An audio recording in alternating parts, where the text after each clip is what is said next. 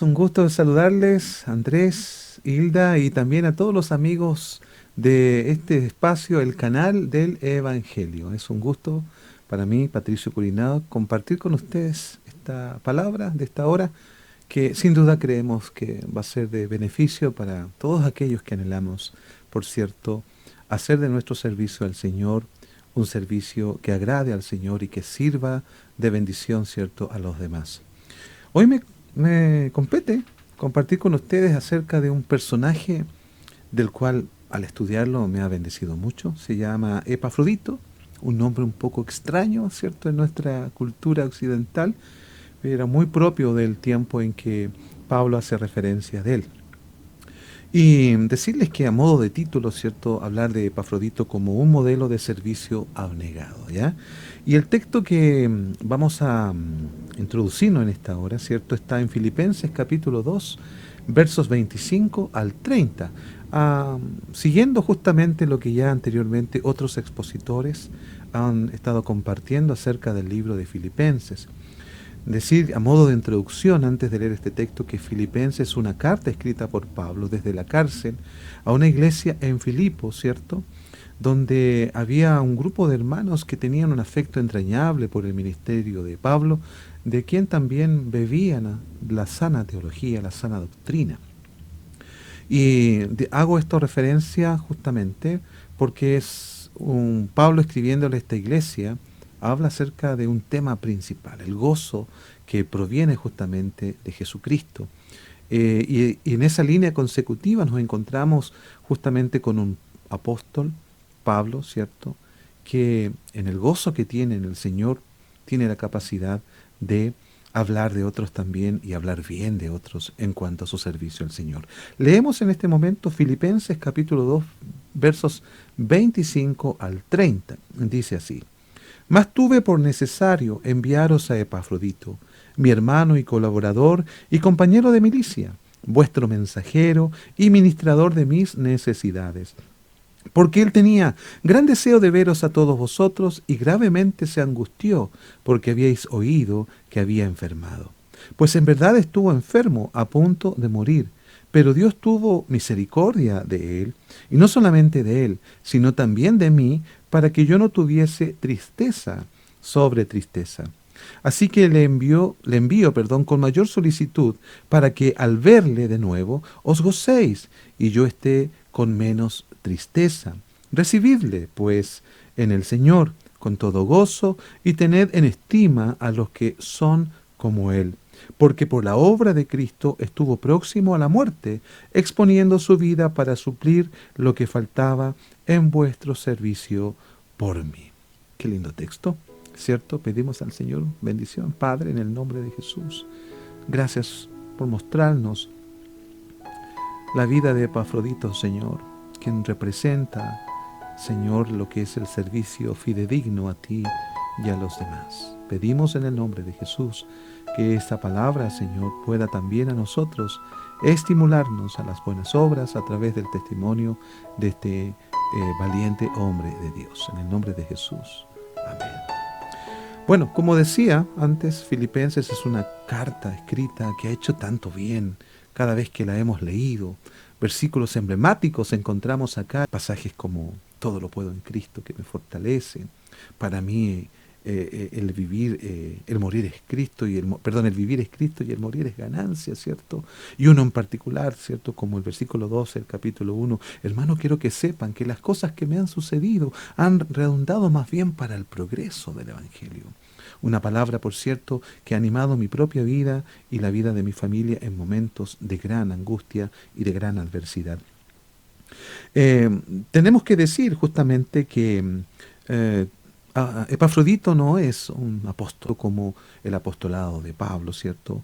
O como el trabajo que Timoteo también está realizando, porque recordemos que Timoteo es nombrado antes justamente de Pablo estar nombrando a Epafrodito. Ambos tienen, obviamente, Pablo y Timoteo, tienen un trabajo ministerial muy concentrado, ¿cierto? Muy digno también, ¿cierto? Del respeto y la honra de todos los que hemos admirado el ministerio de estos hombres de Dios. Pablo, ¿cierto? Un hombre que se dedica a compartir el Evangelio. Timoteo, un hombre que trabaja en el pastorado, ¿cierto? Y en el establecimiento también de iglesias como un supervisor, bajo la tutela, ¿cierto?, del apóstol Pablo. Y nos encontramos justamente acá con este hombre, este personaje, ¿cierto?, que tiene cualidades que solamente Dios puede permitir en la vida de un ser humano. Nos encontramos con Epafrodito, ¿cierto?, un creyente que algunos piensan que pudo haber sido convertido ahí en el segundo viaje misionero que Pablo tuvo ahí en Asia, ¿cierto?, en la ciudad de Filipos, donde vemos que en el capítulo 16 del libro de Hechos se convierte una familia. ¿Se acuerda usted? El carcelero. ¿Ah? Cuando Pablo y Silas, ¿cierto?, en medio de una revuelta por una bendición que una chica que estaba endemoniada recibió, que fue la liberación, ¿cierto?, se formó todo un alboroto porque algunos, ¿cierto?, veían pérdida económica al salir este demonio de esta chica que estaba gritando y vociferando que Pablo y Silas eran hijos del Dios Altísimo, confundiendo obviamente a aquellos que realmente querían escuchar o debían escuchar el Evangelio en forma pura. Y ahí fueron a parar a la cárcel después de todo este alboroto, y ahí conocemos la historia en Hechos capítulo 16. Sé salvo tú, le dice Pablo al carcelero cuando éste quería prácticamente suicidarse. Después de este hecho, ¿cierto?, cuando él pregunta, ¿cierto?, que él quería creer en Jesús, quería que él fuera el Señor y Salvador de su vida, y Pablo le dice, cree en el Señor Jesucristo y serás salvo tú y tu familia. Versículo 31 de Hechos capítulo 16. Entonces se dice que así como Lidia se convirtió en ese periodo, ¿cierto?, también por el evangelismo que Pablo estaba haciendo junto a estos siervos, ahí aparece también la conversión de este personaje que en esta hora estamos hablando, y nos referimos a Epafrodito. Epafrodito es un nombre compuesto, decirlo, ¿ya? Y lo vamos a explicar porque, como dije al principio, es un nombre que en nuestra cultura occidental difícilmente vamos a escuchar nuevamente, pero que tiene un significado muy especial. Y aquí vemos la soberanía de Dios rescatando a Epafrodito de una vida, ¿cierto?, que estaba destinada para otra cosa. ¿Ah? Epafrodito justamente es una palabra compuesta. Sus padres o su entorno tenían una influencia griega, por lo tanto el nombre de Epafrodito es un nombre griego y tiene relación, ¿sabe con qué? Tiene relación con el templo de, de una diosa en aquel lugar, ¿cierto? Que se llama Afrodita. ¿Sí? ¿Usted ha escuchado eso? Venus para los romanos, Afrodita para el mundo griego. ¿Ya? Y Afrodita, ¿cierto?, que es la diosa justamente del amor, ¿ya? Y se le coloca este nombre o esta referencia de nombre a Epafrodito. Como dije, una palabra compuesta o un nombre compuesto. Ep, que significa para, ¿ya? De ahí la palabra ep o epa, ¿cierto? Ep es para, eso significa ep, y Afrodita, que es la diosa del amor. Entonces, se da a entender a través de este nombre que tanto los padres y su entorno griego querían justamente que Epafrodito fuera un servidor del templo para esta diosa Afrodita. O sea, en el nombre ya se estaba impulsando y diseñando, cierto, el propósito por el cual Epafrodito debía vivir. Pero la generosidad de Dios a través de su gracia permite que este hombre no sirva justamente al templo de esta diosa, sino que sirva al Dios cierto que hoy nosotros estamos sirviendo y también escuchando. De ahí entonces que cuando Epafrodito vive la conversión en Cristo, inmediatamente aparece como una figura de gran influencia. Un hombre que se caracteriza por el servicio. No vemos a Epafrodito en su vida, ¿cierto? Y en los casos versículos que nosotros encontramos, básicamente estos 6 versículos, y también una referencia en el capítulo 4 de este mismo libro de Filipenses, en el versículo 18, que luego leeremos, ¿cierto? No vemos a Epafrodito como un apóstol, ¿cierto? Como Pablo u otros. No vemos a Epafrodito haciendo señales milagrosas. No vemos a Epafrodito enseñando grandes revelaciones como lo hace también los otros apóstoles y particularmente Pablo, pero sí vemos a Epafrodito encarnando ¿cierto?, el diseño de lo que debe ser un servidor de Cristo. Y eso hace que Epafrodito no sea un hombre que piense en sí mismo, no sea un hombre, cierto, individualista, egoísta, porque a veces podemos encontrar ese tipo de perfil, cierto, aún en el reino de Dios, de personas que con la excusa de servir al Señor pueden servirse a sí mismo. Epafrodito nos da evidencias concretas acerca de lo que realmente es el servicio a Cristo y a los demás. Y fíjese que encontramos algunas señales acá como punto número uno, podríamos decir que encontramos 5 cualidades en el versículo que lo voy a mencionar inmediatamente aquí. Dice, más tuve por necesario, este es el versículo 25, más tuve por necesario enviaros a Epafrodito, mi hermano y colaborador y compañero de milicias, vuestro mensajero y ministrador de mis necesidades. Fíjese que en este versículo se concentran 3 cualidades importantes en el ministerio de Epafrodito, pero también 2 responsabilidades que van asociadas al carácter que debe tener un servidor. Y por favor, no olvide esta palabra carácter, porque los servidores de Cristo deben tener carácter. No es solamente tener habilidades, no es solamente tener cierta espontaneidad, no es solamente tener voluntad para hacer cosas. Los siervos de Dios deben procurar en su vida, ¿cierto?, mostrar que han desarrollado bajo la influencia del Espíritu de Dios, ¿cierto?, y también bajo la enseñanza correcta de la palabra, tener carácter en su vida, tener esta forma sólida de mirar a Dios, de mirarse a sí mismos, de mirar la vida, convicciones profundas acerca de lo que es el Señor y de su llamado. Por lo tanto, no estamos hablando simplemente de tener un temperamento de servicio, que a veces puede ser muy bueno y a veces puede ser muy malo, si está ligado solamente al temperamento. Debe haber carácter, y Epafrodito muestra carácter en su servicio. Una de las primeras características que encontramos justamente en este versículo 25 de Filipenses capítulo 2 es que es hermano en Cristo.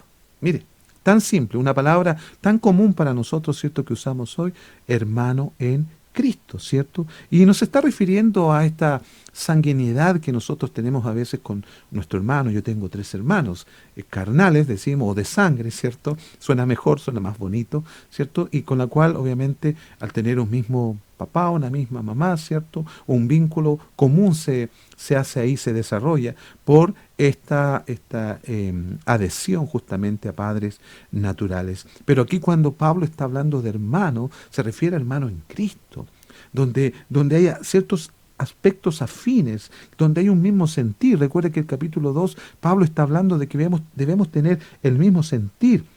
Y lo leo textualmente ahí en el capítulo 2, ¿cierto? Versículo 2, dice que completad mi gozo, sintiendo lo mismo, dice, teniendo el mismo amor, unánimes, sintiendo una misma cosa. Aquí Pablo da a entender lo que es un hermano en Cristo, teniendo el mismo sentir.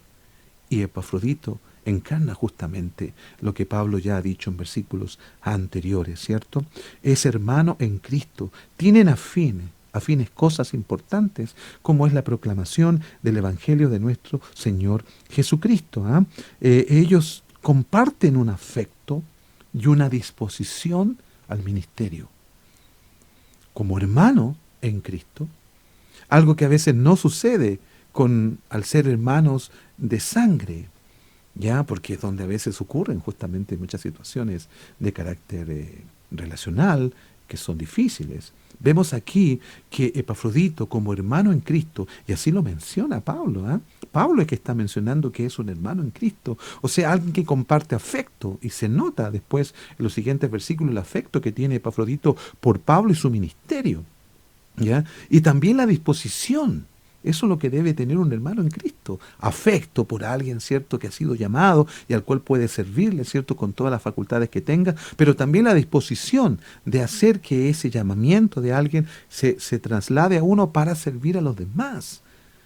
Entonces aquí vemos estas cualidades. En estas cualidades está la palabra el sentir, que Pablo anuncia al principio del capítulo 2. Una segunda cualidad la encontramos en que él es colaborador, alguien que cotrabaja.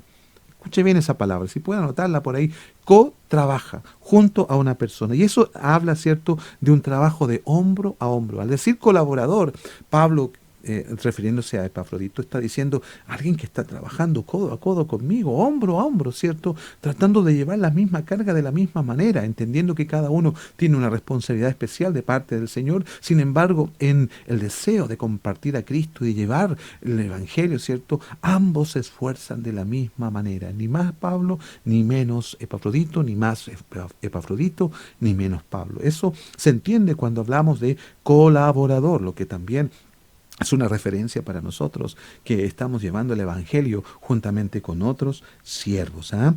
Entonces decimos en este aspecto que Epafrodito es un cotrabajador, ¿cierto?, por el Evangelio y no tiene una visión personalista, porque está siendo un cotrabajador.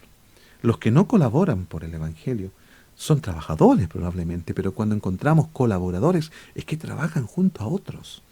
Y esto es lo maravilloso de lo que debe ser el perfil de un servidor de Cristo para un apóstol, en este caso, para un pastor, para una congregación, ¿cierto?, a la cual está ligado y para llevar, ¿cierto?, el Evangelio a otros que lo necesitan.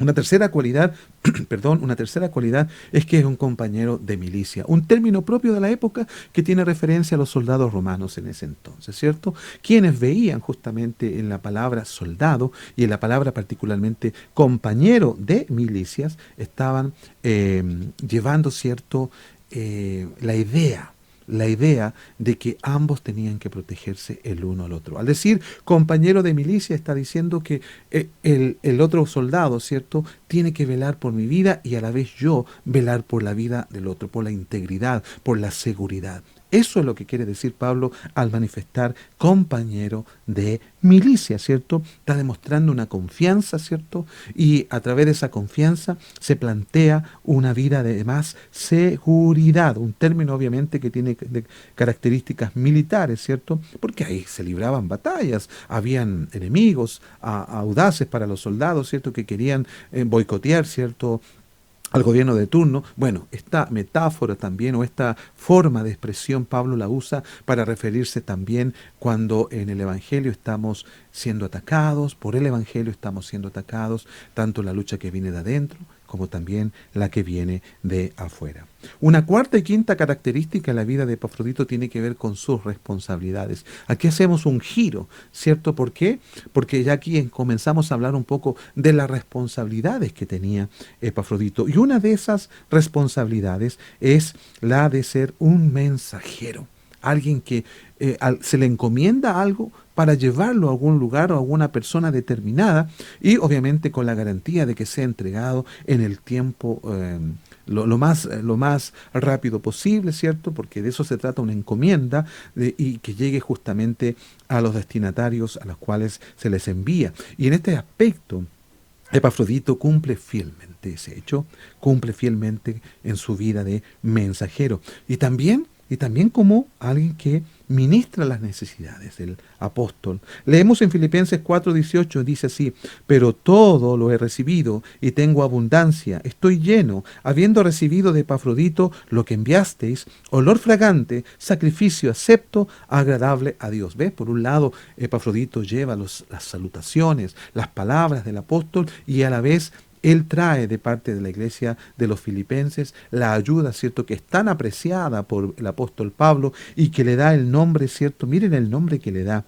olor fragante, sacrificio acepto, agradable a Dios. Esa es la manera en que el apóstol mide la ayuda que los filipenses generosamente le están enviando para sus necesidades. Una hermosa expresión, sin duda. Pero también Epafrodito en su responsabilidad es un ministrador, justamente un servidor. Y esto se relaciona con un acto de adoración de parte de Epafrodito. Sí, porque si está sirviendo al apóstol y a la iglesia y a los hermanos, está rindiendo adoración por medio de su servicio al Señor. Y qué importante tener este servicio a Dios, ¿cierto? Después de tener y fomentar cualidades que es la reformulación o establecer más bien carácter en la vida de un servidor. Qué bueno es saber también que a través de mi servicio, ¿cierto?, estoy adorando a Dios, porque el servicio también es una expresión de adoración. Marta también estaba dando un servicio a Jesús cuando éste le visitó en su casa, también estando presente María, su hermana. Y Marta dice que estaba afanada y turbada, dice la Escritura, ¿cierto? El problema no era el servicio que estaba ofreciendo ella a Jesús, sino la actitud que tenía. ¿Y cuál era la actitud? Jesús dice, afanada y turbada estás con tantas cosas, ¿cierto? Nosotros podemos servir al Señor a través, y adorar, perdón, al Señor a través de nuestro servicio, pero este servicio tiene que estar concentrado en Jesús y no en mi afán personalista, ¿cierto? Que me hace cansar, que me hace malhumorarme. No, no es lo que Dios desea. Nuestro servicio es un gesto de adoración al Señor y debe hacerse con el tiempo, con la pausa, ¿cierto? Con la fe, con la actitud correcta. Estas son las 5 características principales de la vida de Epafrodito. 3 que tienen que ver con su carácter, ¿cierto? Desarrollado bajo la guianza del Espíritu, bajo la tutela en cuanto a la enseñanza de Pablo, ¿cierto? Y 2 responsabilidades que él supo llevar a cabo, ¿cierto? Y que responde justamente al carácter que debe tener un servidor de Cristo. Dijimos que Epafrodito no se caracteriza por ser un hombre que ejecute grandes milagros. El milagro está en el servicio que desarrolla con tanta fidelidad. Él es un hombre que vivió para Cristo. Y el versículo 26, ¿cierto? Lo expresa justamente cuando él dice, me remito un poquito el versículo 26 dice, porque él tenía gran deseo de veros a todos vosotros y gravemente se angustió porque habíais oído que había enfermado. Pues en verdad estuvo enfermo, a punto de morir. Epafrodito, como un ser humano, igual que nosotros, de carne y hueso, ¿cierto? También vivió momentos de adversidad, porque los siervos de Dios viven momentos de adversidad, y muchas adversidades que tienen que ver, ¿cierto?, con el cansancio, con depresiones, como las vivió Spurgeon y otros amados en la fe, ¿cierto?, que no impidieron que siguieran sirviendo, pero que fueron afectados por la realidad de la vida. En el caso de Epafrodito también vivió una enfermedad, no sabemos cuál enfermedad fue, pero la Escritura da a entender, ¿cierto?, que estuvo a las puertas de la muerte, ¿cierto? Y los siervos de Dios también viven estas instancias difíciles. Hace poco me compartieron la noticia de la partida de un siervo amado, ¿cierto?, a la presencia del Señor, producto también de lo que se está viviendo en el mundo. Es verdad, el COVID-19 no nos mata a los siervos de Dios, es Dios simplemente, ¿cierto?, que soberanamente decide en estas situaciones llevarnos. Es verdad, tenemos que decirlo. Sin embargo, los siervos están expuestos, y aquí Epafrodito no hace la diferencia. Él estuvo a punto de morir, al punto de que también el Señor hizo una obra en él para levantarlo de su enfermedad. Gran gozo experimentó el apóstol Pablo, ¿cierto?, porque él no quería tener más tristeza sobre tristeza, como también él lo dice. Dice la palabra justamente que él estuvo a punto de morir aquí en este capítulo 2, versículo 25 al 30. El poder que despliega entonces Epafrodito es desinteresado, ¿cierto? Él tiene solamente una causa, no individualista, ¿ya?, sino él pone la atención en la obra de Dios, ¿cierto?, y en el llamado que el Señor le ha hecho. Él tenía un gran deseo. Fíjese aquí que se muestra este Epafrodito como un hombre que vivió para Cristo, porque él tenía gran deseo, estaba preocupado más bien de lo que los hermanos pensaran de él, si estaba más mal, o quizás había muerto. Estaban tan preocupados que Epafrodito lo único que quiere es seguir sirviendo a los demás. Se preocupó por la preocupación de otros. Mire, él no quería que los hermanos estuvieran pensando de que él le había pasado algo, aunque lo que le pasó ya era complicado. Esto nos habla entonces de que el cristiano está llamado a servir, o sea, todos nosotros debemos hacerlo, hasta incluso considerar a veces que vamos a morir. Pablo comienza así su carta de Filipenses, ¿cierto?, diciendo que él tiene una estrechez, está complicado porque no sabe si quedarse o estar con Cristo, que es muchísimo mejor. Y si se queda, lo hace por causa de la obra. Así es, los servidores tienen esta disyuntiva. Una, servir al Señor, ¿cierto?, de acuerdo a la voluntad de Dios, hacerlo, pero también saben que estar con Cristo debe y es muchísimo mejor. Por último, decir, ¿cierto?, que Epafrodito vivió también para los demás, porque el versículo 26 y el 3, vamos a leer el versículo 29 y 30, dice, recibidle pues en el Señor con todo gozo y tened en estima a los que son como Él, porque por la obra de Cristo estuvo próximo a la muerte, exponiendo su vida para suplir lo que faltaba en vuestro servicio por mí. Finalmente, tenemos que señalar, ¿cierto?, que Epafrodito vivió para los demás, no vivió para sí mismo. Porque la obra de Cristo estuvo, dice, por la obra de Cristo estuvo próximo a la muerte, no por sí mismo, sino por la exposición. Ellos tenían que recorrer grandes distancias, de un lugar a otro, ¿cierto? Llevar el mensaje de donde Pablo estaba a la ciudad de Filipo, ¿cierto? Por lo menos hay más de 1000 kilómetros, eso es lo que dicen las referencias geográficas. Por lo tanto, esas distancias no tenían los medios que tenemos hoy, y eso hacía que estuviesen bajo amenazas, ¿cierto?, de ladrones, de peligros, de enfermedades, ¿cierto?, como en el caso de él mismo que se enfermó. Estaban expuestos a muchas situaciones que podrían quitarle la vida. Sin embargo, él vivió para los demás. Una característica impresionante de él, y que debe ser una característica también de cada uno de nosotros, que es llamado al servicio del Señor. Porque por la obra de Cristo estuvo próximo a la muerte, exponiendo su vida para suplir lo que le faltaba en vuestro servicio por mí. Epafrodito entonces llegó a angustiarse, ¿cierto?, al saber que la iglesia tenía la información de su enfermedad, que estuvo a puertas de la muerte, ¿cierto? Y así el texto explica que lo que estaba viviendo era muy, muy complicado. Para concluir en esta hora, tenemos que decir lo que el versículo 29 en este capítulo 2, nos está diciendo. Lo leo textualmente, dice: así que le envío con mayor solicitud, para que al verle de nuevo os gocéis y yo esté con menos tristeza. Así concluimos un poco la vida de este varón de Dios, que nos da el ejemplo, ¿cierto?, extraído del apóstol, quien es un imitador de Cristo. Recuerde que la referencia que tiene del apóstol es una referencia que viene de nuestro Señor Jesucristo, que también dio su vida por los demás.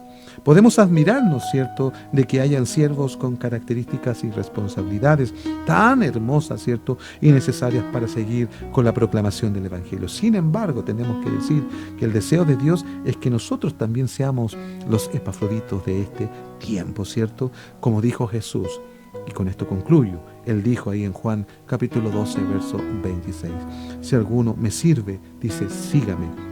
Y donde yo estuviere, allí también estará mi servidor. Si alguno me sirviere, mi Padre le honrará. Así es Dios con aquellos que le sirven desinteresadamente. Que el Señor les bendiga.